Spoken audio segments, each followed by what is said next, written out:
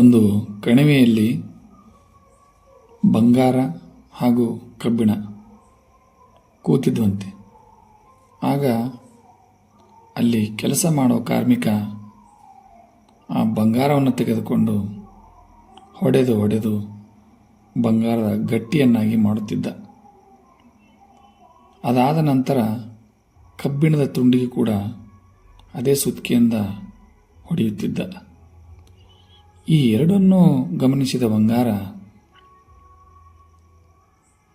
ಆ ಕಬ್ಬಿಣದ ತುಂಡಿಗೆ ಕೇಳ್ತಂತೆ, ಅಲ್ಲ, ನನಗೆ ಹೊಡೆಯಬೇಕಾದ್ರೆ ಯಾವುದೇ ಶಬ್ದ ಬರಲ್ಲ, ಅದೇ ನಿನಗೆ ಹೊಡಿಬೇಕಾದ್ರೆ ಯಾಕೆಷ್ಟು ಜೋರಾಗಿ ಶಬ್ದ ಬರುತ್ತೆ ಅಂತ.